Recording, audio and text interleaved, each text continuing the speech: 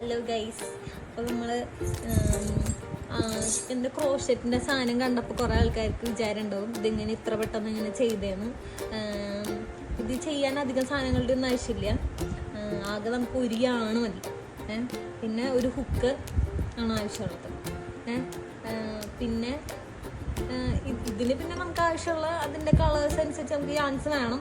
എന്നാലും നമുക്ക് ബിഗിനറായിട്ടൊന്ന് ചെയ്ത് നോക്കാന്ന് വെച്ചാൽ നമുക്ക് യാണും ഒരൊറ്റ ഹുക്കും മതി. ഞാനും കുറേ ആൾക്കാരുടെ പോലെ കുറേ ഹുക്ക് വേണമെന്നാണ് വിചാരിച്ചത്. കാരണം ഞാൻ കുറേ ഹുക്ക് വാങ്ങിച്ചിങ്ങനെ വെച്ചിട്ടുണ്ട്. ഇതിൻ്റെ ഒന്നും ആവശ്യമില്ല, ആക്ച്വലി ഒരൊറ്റ ഹുക്ക് മതി. പിന്നെ നമുക്കത് പ്രാക്ടീസ് ആവണ വരെ നന്നായിട്ട് ചെയ്യാൻ.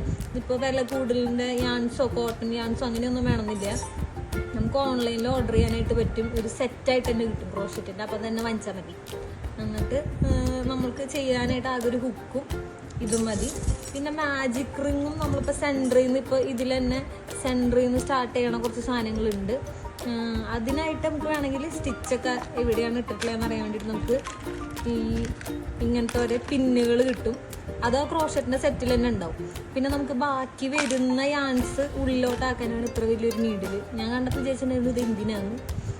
ഇത് ബാക്കി വരുന്ന യാൺസിൽ അത് നമുക്ക് ഉള്ളിലോട്ട് ഇൻസേർട്ട് ചെയ്ത് വെക്കാനാണ് ഈ നീഡിൽസ്. അതൊക്കെയാണ് ഉണ്ടാവും. അതൊക്കെ ആ സെറ്റിൽ തന്നെ ഉണ്ടാവും. ഇത് ഞാൻ സെപ്പറേറ്റ് ആയിട്ട് ഓർഡർ ചെയ്തതാണ്. അഫോർഡബിൾ ആയിട്ട് കിട്ടിയതാണ് ഇതെല്ലാ യാൺസും. ഇതിലപ്പോൾ ഒരു 2 തൊട്ടിട്ട് 8 mm വരെ ഉണ്ട്. ഈ 8 mm ഒക്കെ നമുക്ക് വലിയ യാൺസൊക്കെ യൂസ് ചെയ്യുമ്പോൾ ഉപയോഗിക്കാം. ഉപയോഗം ഇല്ല എന്നല്ല ഞാൻ പറഞ്ഞത്. പക്ഷെ നമുക്കൊരു ബിഗിനറായിട്ട് ആകെ